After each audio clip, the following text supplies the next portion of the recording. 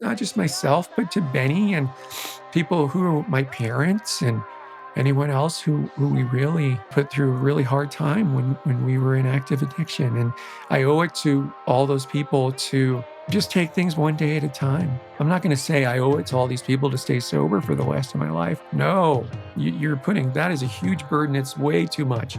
Just worry about today. Be the best version of Vic I can be today and get through the day sober, and then everything else will take care of itself. Stories are powerful.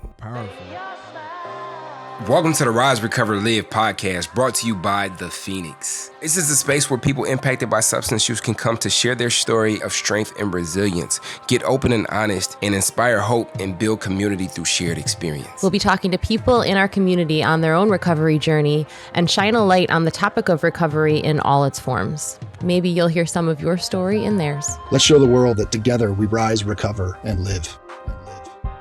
Welcome, everybody, to another episode of the Rise, Recover, Live podcast. We are your host, Bryce III, he, him pronouns. Liz McKean, she, her pronouns. And this is the 13th take that we've done to get the episode started. And the first time I said it was a very special in my eyes. And Liz, do you want to know why it's very special to me? Is it because it's my husband's birthday? Yeah, that's exactly why, because it's Billy's birthday. Happy birthday, Billy. Won't be anymore by the time he hears this, but you know. Went from palm trees to snow. I know. I'm interested to how you feel about that. But no, because I feel like this is the first time that we've been on a show together for a minute. Yeah, we've done a few interviews independently, haven't we? I missed you last time. Independent interviews. We got these bonus episodes dropping that I'm framing up by myself. I feel like, we just in our own little worlds, Yeah. Well, I love it when we're together. Yes. How's your energy? It's good. Just a lot of busy things happening. Snowed today, which makes it all feel a little bit just more beautiful and quiet and peaceful. So combo. I've got a lot of different, all ends of the spectrum of energy are happening. Okay. How about you? Okay. I'm good. The sun is shining today. I got my workout at the gym that shall not be named until they pay us. And I'm feeling great. There's actually a promo running where they're like it's a challenge. It's my first challenge that I've joined. So this will be like the first week that I've gone to the gym like 4 days out the week. Good for you. Feeling good. My tarantula is fed. I just fed her some crickets and got my beard cut. So I'm feeling fresh and I'm excited about this conversation we're going to have today with our guest. So who do we have here, Liz? Well, today we have the fabulous Vic Vela with us. Vic is a fellow podcaster and person in recovery. And yeah, we just can't wait to get to know him better today. So Vic, welcome. How are you today? I'm great. Thank you guys so much for having me. Yeah, looking forward to talking. Yeah, well, the pleasure is definitely ours. We're excited to be together with each other and also so excited to have you here. And yeah, if you don't mind just kind of giving us a little intro to who you are. I know that this is not your first time on a microphone, and also just within the recovery space, you've definitely made an impact. So tell us a little about yourself. Sure. Well, I currently work for Denver's NPR station, which is Colorado Public Radio. It's the only job I've ever held sober. I've been here for the last going on 9 years now, and I'm the weekend news host, so I spend most weekends telling bad jokes about the weather and being kind of silly and goofy. And then I also host a podcast called Back from Broken, and it's a podcast about recovery and comeback stories, where for the past 4 seasons now, we've just talked to guests about recovery. So it's a basic... it's a guy who's in recovery, me, as also a journalist who's used to interviewing folks. And I sit across from someone who's in recovery. And we've had the reception to it has just been tremendous. And it's something I'm very proud of, something I'm very proud of the work by our staff. And these conversations, as you guys know, Bryce and Liz, can change lives. Like, I think that's, and I'm sure we'll get into my recovery story, but in those days where things really look dark, I would hear, someone would send me a video of a speaker, a guest speaker at a recovery group, or someone just telling their story, and even though I wasn't ready to hear it, I would always hear like 1 or 2 things. I'm like, whoa, that registered. that guy gets it, right? And you bank that away until you're actually ready to get help. And so when too many times in the news media, and I've been a journalist for more than 20 years. I've worked in television. I was a longtime investigative newspaper reporter. And now I work for public media. Oftentimes in the media, stories about addiction are talked about in statistics.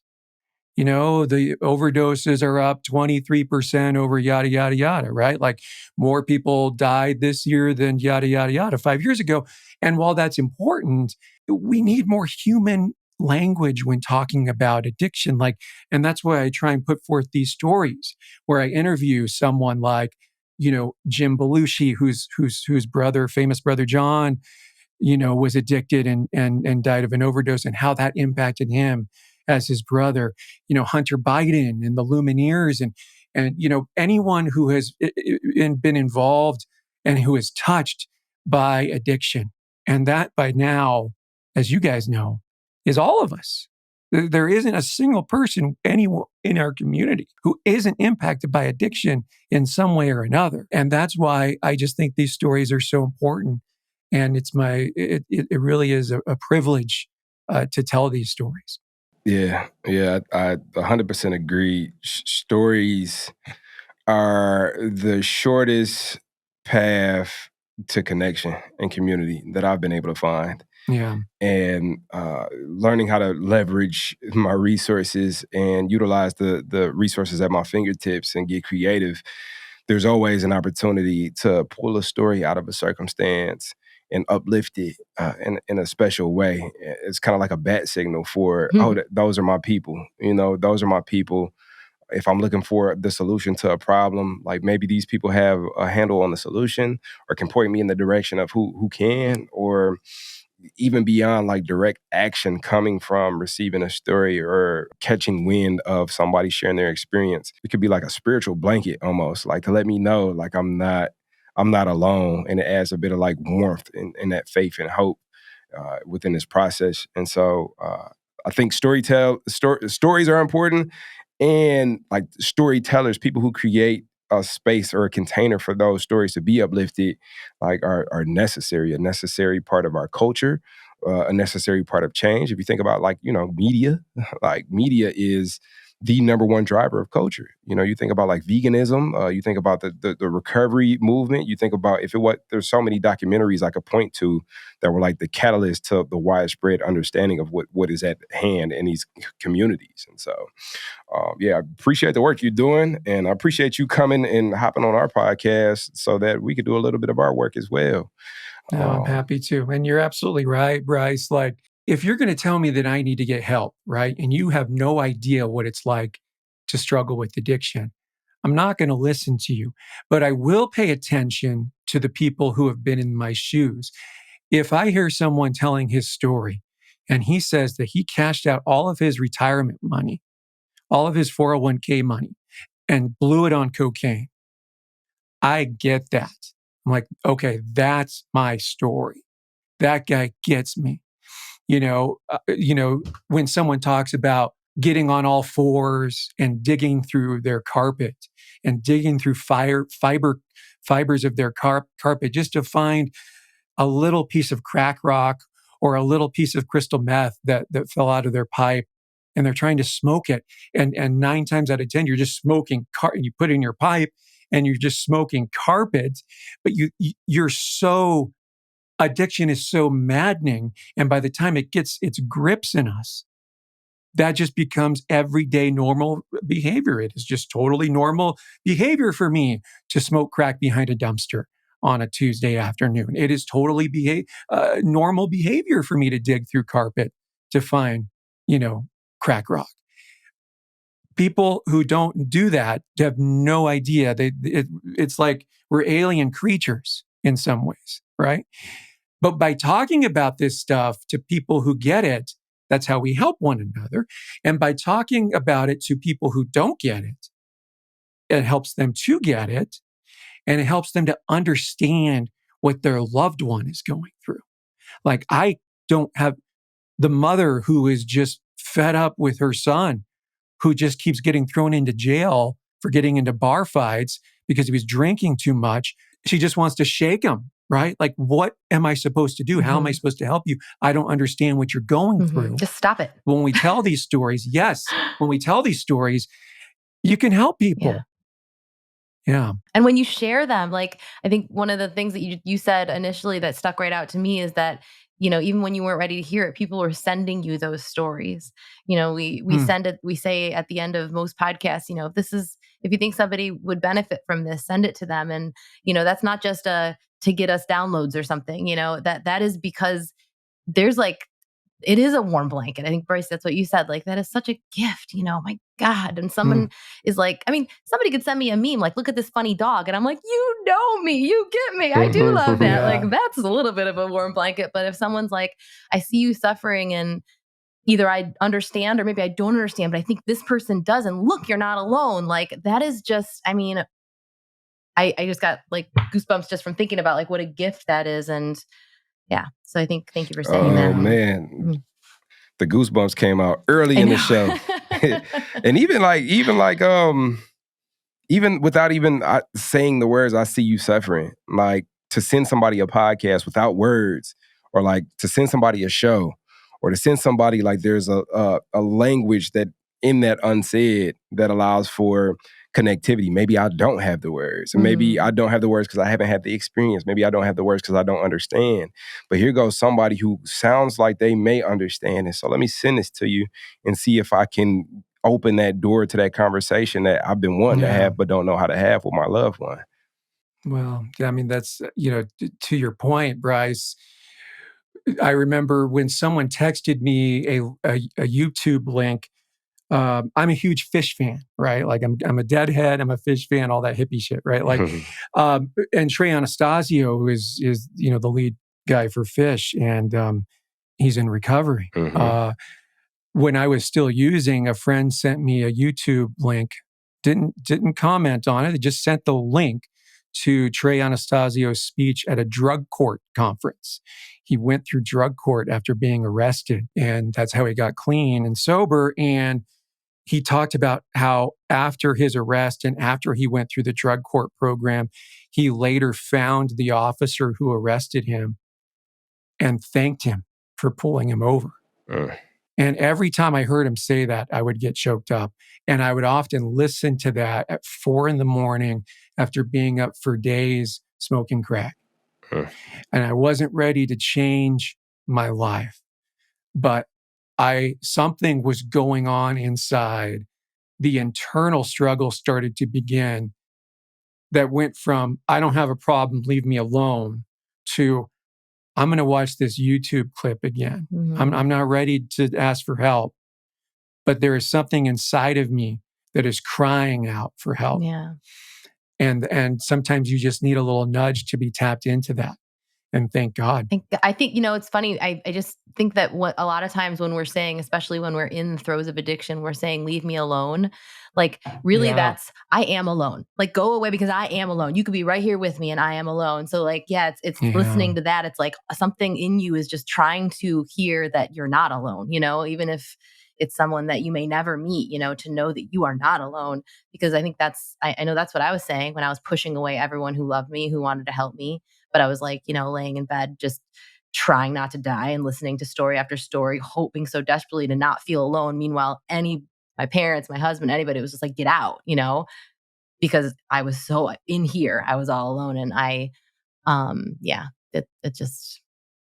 it's a really visceral memory. So thank you for sharing that piece of yours. The isolation. Yeah. The isolation that we put ourselves through is just awful. Yeah. And so if you look at your life now, it seems like the opposite of isolation. It seems like not only a life of community, but intentional community cultivation, contributing to communities on purpose. And that sounds a bit like a far cry from some of the experiences that you've shared thus far, that you experienced personally. And I'm curious. So there's two ways I want to go. I definitely want to learn about how it's been to create the space for you, to create a space for people to come and share their stories and to have guests on like you've had guests on your show and what your motivation behind it is. But first, before we get there, I want to dig into how we got here. Like, what was your experience in active addiction and how Yeah. did it lead you here? Yeah, I mean, Bryce, the Cliff's Notes version is, my drug and alcohol use really took off in high school and in junior high school. And and you don't find out until recovery that your problems didn't start when you first picked up a drink. Your problems started before you even picked up a drink or a drug. The mental health issues and the environmental issues that I grew up with and dealt with when I was a kid led to self-medicate. And it takes recovery to find that out and to do the work. And so for me, I'm a Colorado native. I grew up in Longmont, which is a beautiful town.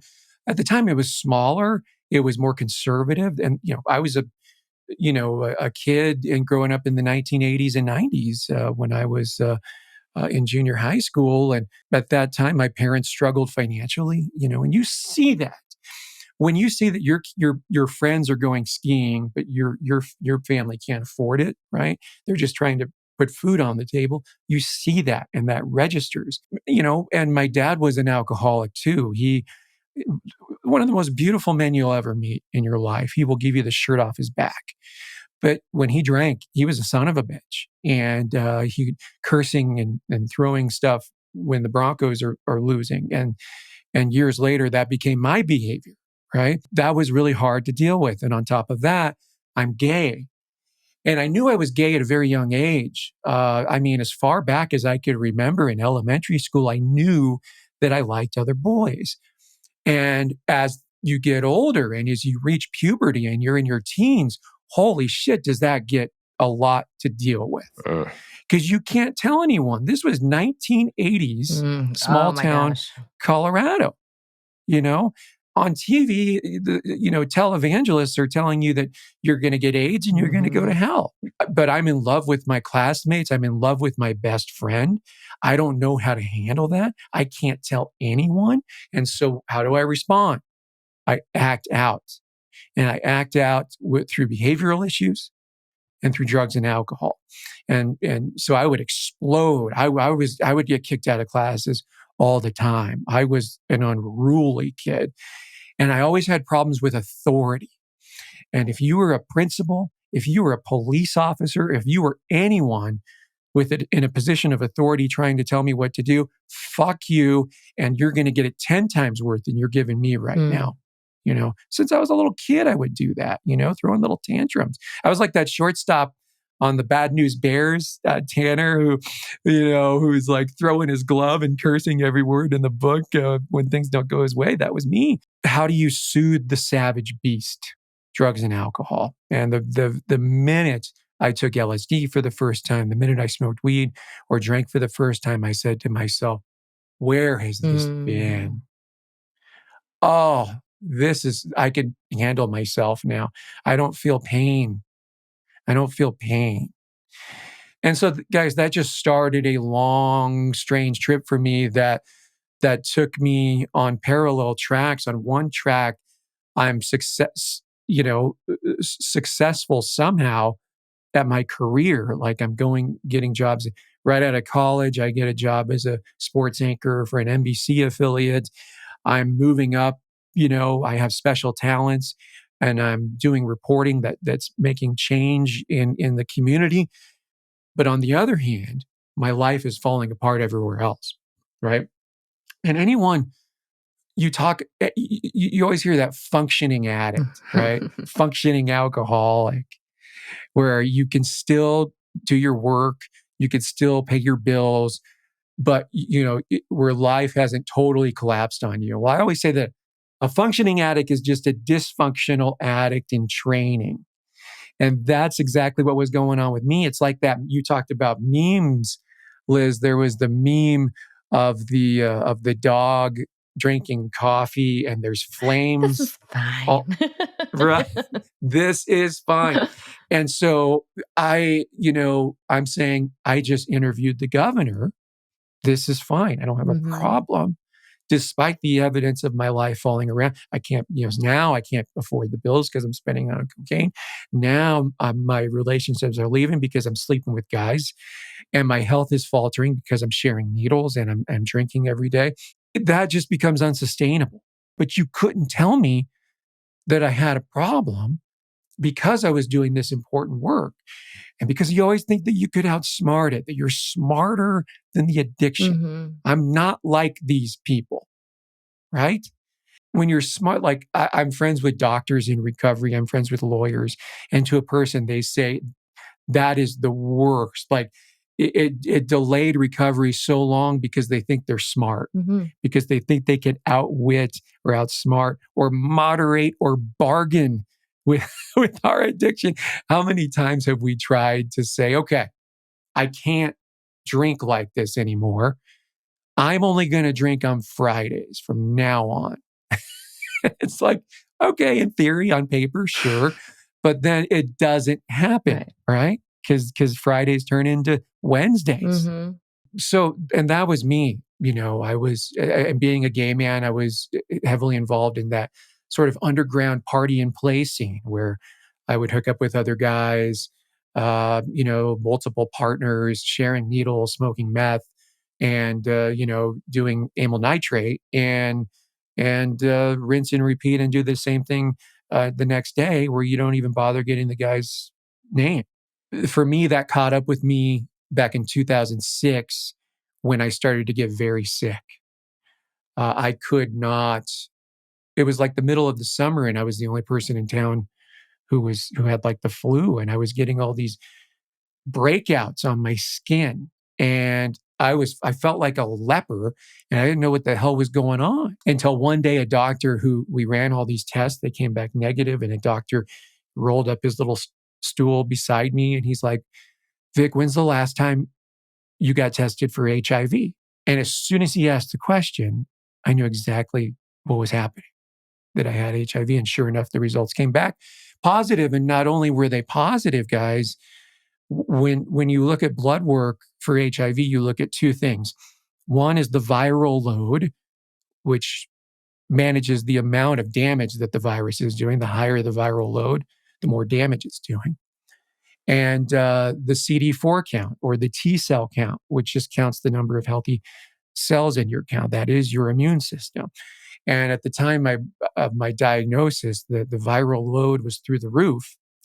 And my T cells had depleted to an area where my doctor said I had borderline AIDS. I was very sick. I had probably had the virus for a long time. And the doctor said you had to start medications right away or you will die. And thank God at that time, the very first all-in-one pill HIV antiretroviral cocktail just came out that very month.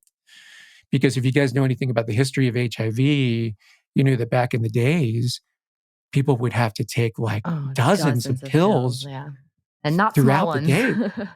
Not small ones. And the side effects were hellacious. Side effects were worse than the virus. So I was fortunate. I still dealt with heavy side effects. But so there is consequences to the things that we do. Even after contracting HIV, I just kept using and drinking. It in fact, it got worse because, again, it goes back to when I first started drinking back in junior high. You don't want to feel that pain. It's the only solution And you've so ever had. That's exactly right. And it's the only solution you know how to go about. And that just went on for many, many years. When I started smoking crack later in my addiction years, which was around 2012, 2013, I'd done that because I did so much damage to my nose snorting the drug, snorting cocaine, that doctors said I was ruining my nose. It physically hurt to do the drug. So I just, instead of quitting the drug, which is what normal people would do, right? You shouldn't be doing this. I just coped and did it another way. This is what we do. It's like, I'm not going to stop. I just need to do it a different way, which is smoking crack. And once you smoke crack, can't go back. And that was my, once that thing took over me, the paranoia, the pacing in the basement at 4 a.m, shutting off your phone and hiding your phone underneath your pillow in case the fucking FBI is listening. It's just the insanity, right? The proverbial black helicopters circling over you, right? After a while, though, that's an exhausting way to live. And one night, after smoking crack for the last few days, I didn't have any more money. I had tapped out all my friends and family for $50 here and there. Didn't have anyone to go to. I had so many lies on top of excuses for why I was broke on the time that I couldn't keep them straight. And I just smoked my last crack rock, and I was on the floor in my bedroom. I was listening to really sad music, and I asked myself the question that saved my life. I asked myself, Vic, are you really going to go through this again tomorrow? Are you really going to do this again tomorrow? That constant waking up in damage control because you just spent all your rent money on drugs and alcohol. And you wake up and it's like, oh shit, what did I do last night? Who is this guy next to me? Go through your wallet. There's no money. How am I going to fix this? Every single day you're waking up trying to fix the day before. It is a hell of a way to live. So I had this guy's number. I made a previous half-ass attempt at getting sober. It didn't last but a couple weeks. I still had his number. This guy who offered to be my sponsor, he was also a recovering crack addict. Mind you, we hadn't talked in years. This was like 3 or 4 a.m. I'm like, I have nothing to lose. So I called him, and it could have gone to voicemail. It could have been the wrong number, right? Any number of things could have reasonably happened. Instead, he picked up the phone. He answered the phone at 3 a.m. And the first words out of his mouth was, "Hey, Vic, how's it going?" I haven't talked to him in years. And I just started crying. And I said, man, can you take me to a meeting in the morning? And he did. And that was January 25th of 2015. And I've been sober ever since. Yeah. There's a few times, and I know you probably relate to this, Vic, because I'm a consumer of this form of media as well. So I listen to podcasts. And there's a few times where, like, as the host of a podcast, I've gone into like the listener mode. And I could very well not be hosting this show right now and be in my bed listening to this podcast episode, because that was a movie. Thank you. And it's so intriguing to me that somebody with a movie of a story now creates a space for other people to come share their stories. How did you get there? I mean, I know you mentioned throughout your story that you straight out of college, you got a job as a sports broadcaster, and you were into investigative journalism. And so there's always been that foundation of creating change through media. But what led you to, okay, I know the importance of stories, and specifically within the context of recovery, I want to create something that allows for people to come and share their stories in order to create community? A couple years into my sobriety, a few years into my sobriety, I think I was doing really important work as a reporter. I was covering the Capitol. I was doing other kinds of reporting, human interest storytelling. But I asked myself, by this point, I was essentially out, so to speak, as someone in recovery. I posted a bunch on Twitter. I'm open about it in conversations, and I started telling my story for the first time at like healthcare conferences and things like that. So I'm like, okay, I'm out. Everyone knows. How can I now take two things that I have a lot of experience in and use that for the public good? One is my years of experience as a journalist, as someone who's interviewed people for years, and also someone who I think knows what telling a good story means and the effectiveness when you tell a good story through journalism. And two, my experience as someone in recovery. I know as good as anyone what it's like to suffer, what it's like to struggle, what it's like to, we talked about those things. I'm like, so I took that to my news director. I was so excited. I'm like, and I called my news director, and at the time she was out on maternity leave, but I called her anyway. And I said, Rachel, I want to do a podcast about recovery. And she's like, okay, well, let's talk about it. And the wheels started moving at CPR, and everyone just got excited about it. And I wasn't trying to reinvent the wheel or anything. It's just what you guys do, which is you sit across from someone and talk about their recovery story. The reception that we got was tremendous. And it goes back to those things I was saying, Bryce and Liz, about how important and how powerful hearing someone's story is. And like you said, Bryce, about sometimes even when you're a host, you feel like you're a passenger in these conversations, because when you're talking to these people and you're listening to their story, you just marvel at the things that they've gone through and marvel how they've come out the other side. And you just want to learn more about them, and sometimes you're just like, it's surreal. So one of my favorite, I'm a huge fan of like old professional wrestling, right? Like I grew up in the golden age. I was like 7 years old when WrestleMania happened, the very first one, Hulk Hogan, Roddy Piper, right? The best ever. And one of my all-time favorite wrestlers from that time was Jake the Snake Roberts. He'd come into the ring with the big python and he'd put it on opponents. And I had his little figurines when I was a kid. Well, fast forward years later, we're both in recovery from the same drug. And he was a guest on the first season of Back from Broken, our podcast. And here I am listening to one of my childhood heroes, this guy whose figurines I would play with. And he is telling me about his painful existence of being someone who went through addiction, who suffered terrible abuse as a child, who put himself through hell in his profession and had to hit rock bottom to finally get the help he needed.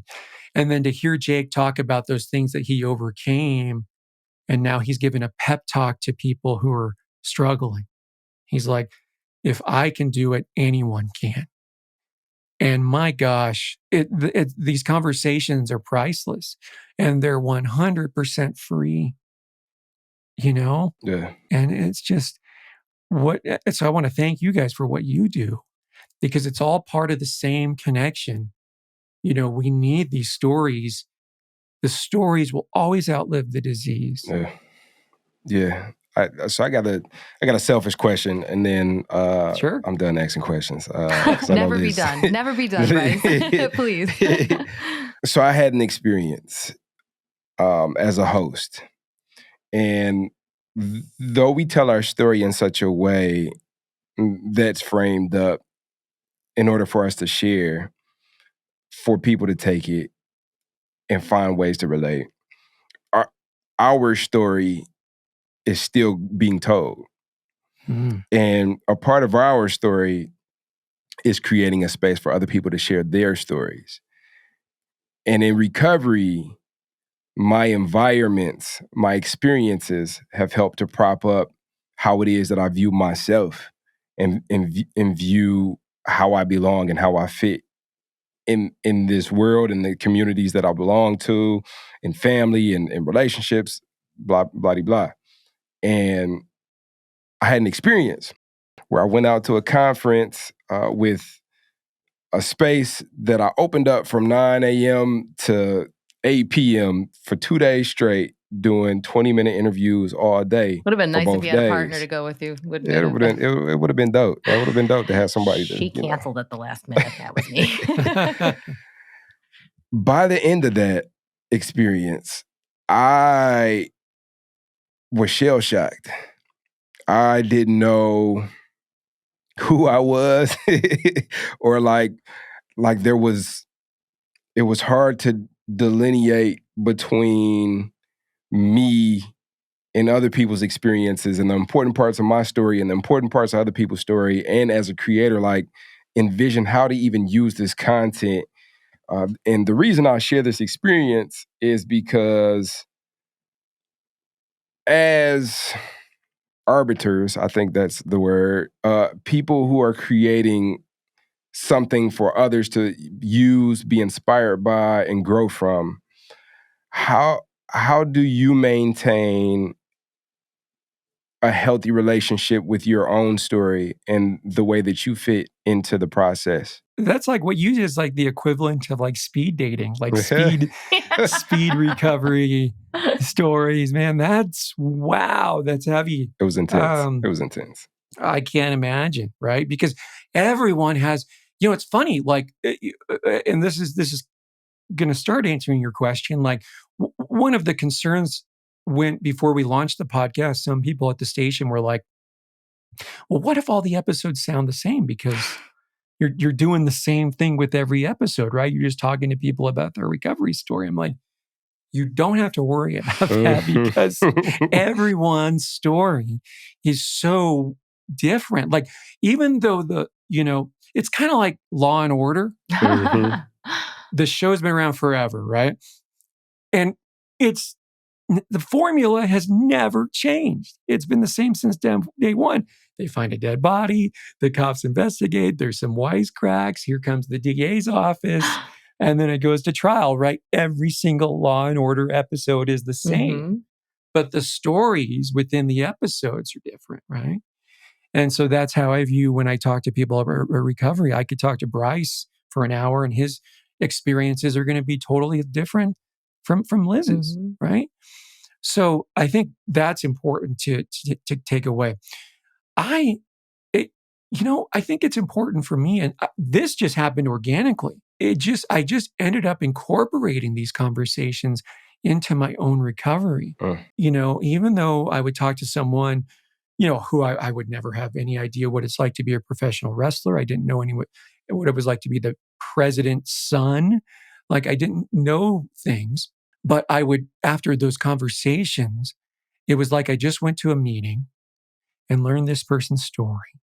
And I'm going to take this person's story now, and it's going to be a part of my experiences when I share, right? So if I talk to Bryce about his story, a year from now, if something resonates when I'm having a conversation about something, like, that reminds me of something that this guy Bryce said when we spoke a year ago. Then I'm passing along your message to a guy you've never met in your life, but that it keeps the message going. It's profoundly powerful and impactful. I always tell people that this is part of my recovery. Like, talking about recovery is part of recovery, right? And giving back is a huge part of recovery. And so that's what I'm trying to do with this show. But, to get back to your question, Bryce, it's not easy. It's something also, though, that I think it's our cross to bear.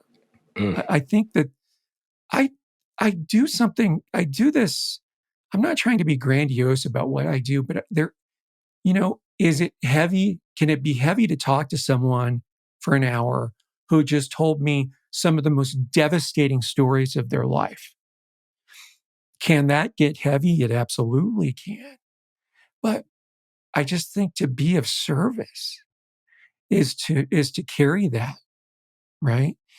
It's like when journalists, if there's a school shooting, it's awful. And when you go cover it, it's awful because you're talking to people who just lost their sons and daughters and of some senseless crime. But you do it out of service. Out of service to their memories.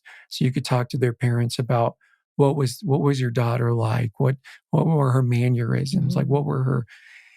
And I think that's how I try and go about it with these conversations. They could be very heavy, but in doing so, we're creating a service. And I just think that has been my calling. It wasn't, I didn't have any, visions from God or anything like that. There wasn't anything grandiose like that. It's just like one day this just became what I do. And now it's just organic. It's just what I do. Yeah.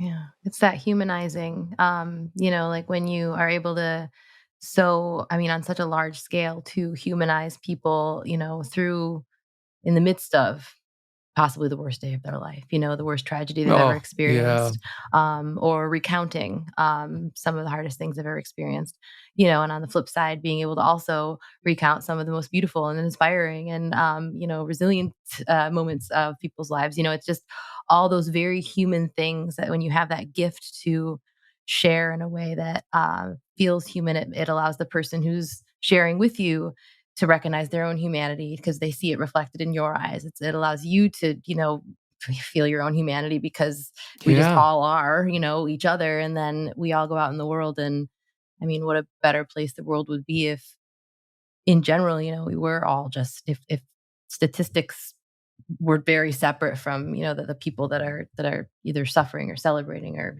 all just seeing each other as humans, I think is the Yeah. And answer. what that does is it helps people who aren't used to telling their story tell their Yeah. story. Like, I'll give you just a prime example. I'll use Phoenix as an example. I spoke at a recent event that Phoenix did here in Denver. I was the MC of the event. And afterward, two people came up to me, two people I've never met in my life. The first man just said, "I'm a huge fan of your work. Can I shake your hand?" So we started talking. And he started telling me about the hell that he put himself through as an alcoholic, and how the sometimes his wife she would come home from work and he'd be passed out in his own vomit in nothing but his underwear, like a total stranger. He's telling me the most private, horrible parts of the things that they've gone through, but it's a good thing. And then the next person, this woman came up, she gave me a huge hug. The first words she said, "Vic, I love you." Then the next words were, "My daughter is 2 years sober." And then she just speaks glowingly about what her daughter has survived. And then she starts talking about the things that she went through, losing custody of her child after overdosing. These are total strangers who never would, I shouldn't say never, may not have ever shared that kind of private information with another stranger had it not been for folks like you guys who share other people's stories. And when people hears that story, it just makes it okay. It gives them like permission, for lack of a better way of putting it, to talk about these things. Yeah. And that's like, wow, this person who I admire is talking about something that I'm going through too. Maybe it's okay for me to talk about it. And then pretty soon, the more we talk about these very painful things that we've been carrying around for a long time, it's not so painful anymore. Not so shameful. Like put down some of that Oh, and not so shame. Yeah. shameful. Yeah. Oh, the shame. The shame is the It's worst. so heavy. The shame will kill you as good as the Sure will. drugs. Yeah. Yeah. Well, Vic, I know Bryce has a question that we like to ask folks that I'm going to defer to him to in a second, but I wanted to ask, you talked before about, that moment where you were like, am I going to do that like this again tomorrow? And like what those mornings felt like, or whatever time of the day it might have been that wake up and have it be like, and what did I do? And oh my God, here we go again. By contrast, what are your mornings like now? Oh, there's it's funny. Again, we're going back to memes. There was this meme of like the top pick, and there were two picks. And the top pick was, let's see, people who are starting their days at 5 a.m. And it's like some sunny person, and then the next pick is like people who are still awake at 5 a.m. and they have a gun and they have a bottle of Jameson and they got. It's like, I mean, I had a friend from a long time ago, an old mentor. He used to talk about closing down bars and until they threw you out of there, right? You couldn't stay there anymore. Now he goes to coffee shops, at 6 a.m. He's like, we used to shut them down. Now we open the place up, Yep. right? Yep. And that's my experience. I wake up whatever time I wake up, 6 or 7, and, I let the dog out. I greet she greets me, and she jumps Welcome to into the bed. day. She's like, "Yes." And we cuddle for a little bit before we actually get up, and then I let her outside to go do her thing, and then I do my meditation. Um, I don't do anything complex or complicated. I just do basic breathing meditation. Focus on that breath going in and out. And you talk about wow, as opposed to how I used to wake up, right? And that's what I do. And then I drink coffee, and then I read that morning headlines. But before I even get out of bed, I say the Serenity Prayer. It is absolutely that prayer. I don't know who wrote that prayer, who the author was. It's been in existence since, the age of men. I don't know. But that prayer is so profoundly powerful. God, grant me the serenity to accept the things I cannot change, courage to change the things I can, and wisdom to know the difference. Wow. Like, give me the courage to just accept whatever happens today. If I can change it, that's great. Give me the courage to do that. But if I can't change it, if it's out of my control, some asshole is driving by me and cuts me off in traffic and gives me the finger, I can't control that person's actions. So help me let go. And then the key part is the wisdom to know the difference. What is within my control and what is outside of my control? Oh man, because when when we're not in recovery and we're in active addiction, we are just holding on to everything and controlling everything so tight, and we just have this tight grip on the reins of our life, trying to direct it, right? Oh, I'm doing too many drugs. I need to drink some booze to come down a little bit.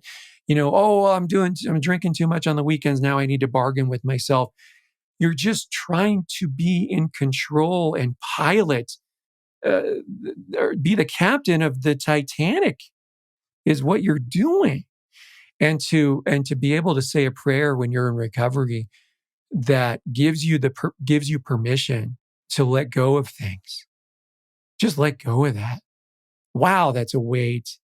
You don't have to be concerned about this guy who's in traffic, who's being a jerk.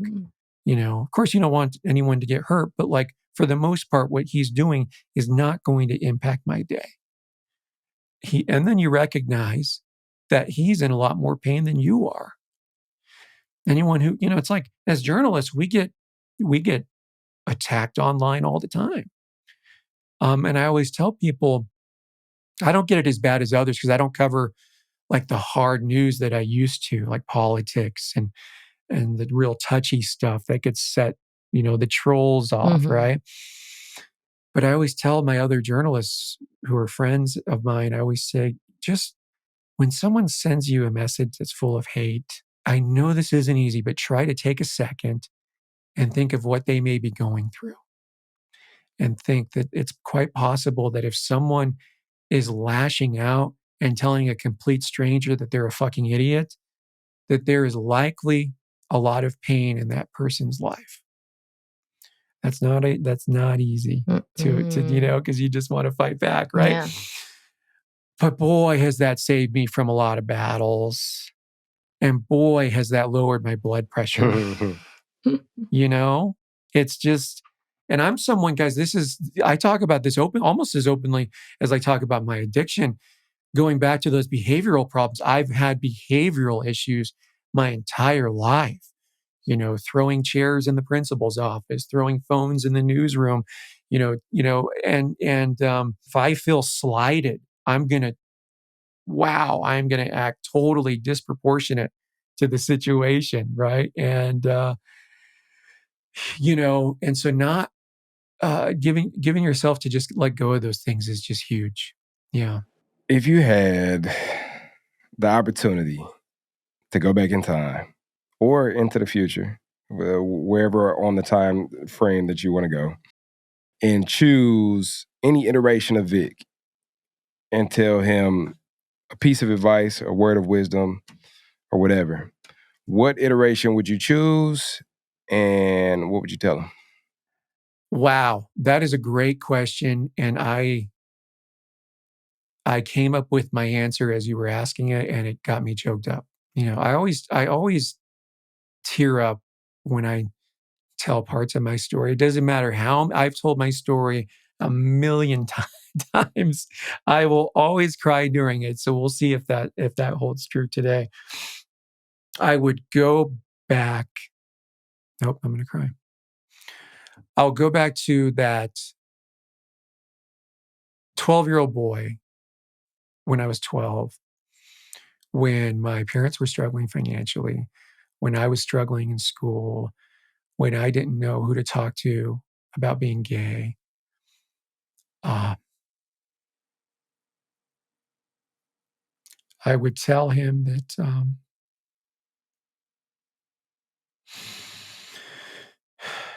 that everything's going to be okay.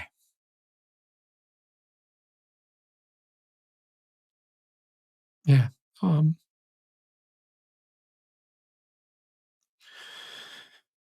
Yeah, that's what I would tell Perfect. I cry when people tell their stories too, almost every time. At some point, get tears in my eyes and goosebumps, as we all know. It's brutal. It's You brutal. know, it's brutiful, is what it is. Yeah, but if you can't, Jim Valvano was a former basketball coach who died of cancer many years ago, and he was giving a speech when he had brain cancer, and just like the weeks before he died, it's like if you, how does it go? I'm gonna misquote him, so I'm just gonna paraphrase. If you love every day, if you laugh every day, if you cry every day, that's a great day. What a full day. And I cry a lot. It's funny, like I just cry like watching a freaking commercial. Dogs get me every time. Oh, It's like, God. forget it. You and Liz are twins. Oh my gosh. Like yeah. dog. Well, I mean, that's the thing. Like that. I'm a huge dog lover. And we don't talk about that a lot. A lot of times you'll hear people talk about what they put their kids through or what they put their Oh my spouses through, God. right? Yeah. Oh. What we put our dogs through, like, and there was never any harm. My old dog Benny, he was so loved. Like he just got it. He ate before I ever did, right? Like he was loved, and we did things. So, he had a full life, but those nights where I would be up and he would see me, smoking crack or doing coke. He's like, well, I guess this is what we're doing the rest of the night, right? And it's just heartbreaking looking back, right?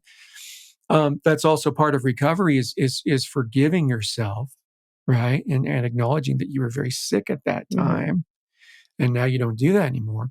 But the best part about Benny was he was an old dog, and he got to he died about less than a year into my recovery. It was very sad, right? Of course, but he got to see me sober for the last year of his life, and we went hiking and we went on the longest walks, and like he got to see that.